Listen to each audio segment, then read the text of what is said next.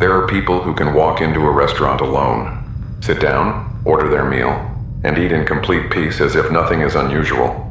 And then there are people who would rather stay hungry in their car than do that.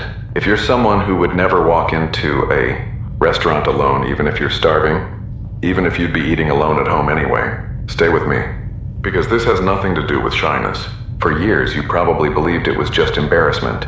You thought you were strange for feeling like everyone is staring at you when, in reality, no one actually is. But what psychology has discovered about this goes much deeper than simple self-consciousness. It has to do with something your brain decided about you a long time ago, without you ever realizing it. And once you understand it, you'll see why this isn't something you fix by just forcing yourself to do it. Let's start by getting rid of the obvious explanation. Most people assume that if you feel uncomfortable eating alone in public, it's because you're shy or lack confidence. But here's the first clue that doesn't fit.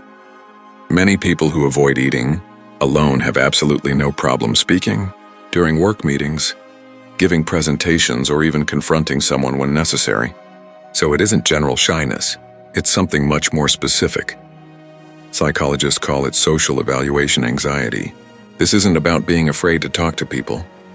It's about fearing that you'll be observed without having a clear social role that justifies why you're there. When you're in a business meeting, your purpose is obvious. You're working. When you're eating alone in a restaurant, your brain feels like you have no social excuse for being there. And that activates an uncomfortable alarm. It sounds dramatic, but the reason your brain reacts this way goes back much further than you probably imagine. For most of human history, eating was an intensely social activity. Not because people preferred it that way, but because survival depended on it. In ancient societies, eating alone away from the group often signaled danger. It could mean someone had been cast out of the tribe, that they were sick, or that something was wrong with them. The group ate together because eating together meant protection. Your brain never updated that software. At a very primitive level, it still interprets eating alone in public as a potentially negative social signal, as if other people might think there's someone without a tribe. So when you walk into a restaurant alone, your brain isn't worrying about whether the waiter will take your order. It's asking a much older question. Does this make me look vulnerable in front of the group? Even though it's 2026, and absolutely nobody in that restaurant is thinking about you, that ancient part of your brain doesn't know that. It's still operating under rules that kept humans alive thousands of years ago. Now here's the piece that explains why it feels like everyone is watching you, even when you know they aren't. Psychologists call it the spotlight effect. It's one of the best documented cognitive biases in social psychology. It simply means this: people dramatically overestimate how much other people notice and judge them. In one famous experiment, participants were asked to wear an embarrassing t-shirt while walking into a room full of strangers. Afterward, they were asked how many people they thought noticed the shirt. Their estimates were far higher than reality. Most people barely noticed it at all. The exact same thing happens when you eat alone. Your brain convinces you that you're the center of attention in the entire restaurant, when in reality, everyone else is busy thinking about their own meal, their own conversation, their own phone, their own life. The problem isn't that people are watching you. The problem is that it feels like they're watching you, and your brain doesn't always distinguish between what feels true and what actually is. Now here's something interesting. If you're between 30 and 50 years old, this feeling may actually become stronger, not weaker. Why? Because when you were younger, eating alone had easy explanations. I'm waiting for someone. I'm just passing through. I'm studying. As adults, those social excuses disappear. Without them, your brain feels like your presence needs some kind of explanation.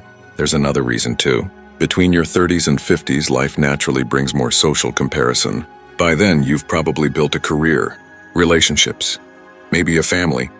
And with that comes an unspoken expectation that you should have someone to eat with. So eating alone can feel like public evidence of loneliness, even when it has absolutely nothing to do with loneliness. And here's the important part. Eating alone does not mean you're alone in life. Maybe your friends were busy. Maybe you simply wanted some quiet time. Maybe you genuinely enjoy your own company. But your brain doesn't naturally make that distinction. Instead, it jumps straight to the most negative interpretation. And that's the message I want you to take away from this video. If eating alone in a restaurant makes you uncomfortable, it doesn't mean you're insecure. It doesn't mean there's something wrong with your personality. It simply means your social threat detection system is more active than most people's. Perhaps because at some point in your life, you learned that being observed without a clear role could lead to embarrassment, judgment, or exclusion. That doesn't make you weak. It means your brain processes social situations more intensely, for better and for worse. The good news is that social evaluation anxiety doesn't disappear through avoidance. It fades through gradual exposure. Every time you avoid eating alone, you teach your brain that the situation really was dangerous. But every time you do it, even if it feels uncomfortable, you teach your brain something new. Nothing bad happened.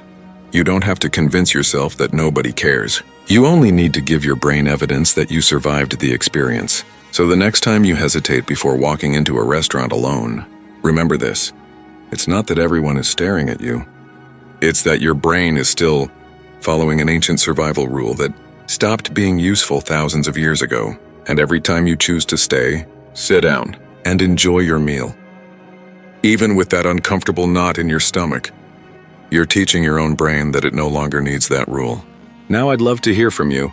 Are you someone who can comfortably eat alone in a restaurant? Or do you avoid it whenever possible? Tell me in the comments.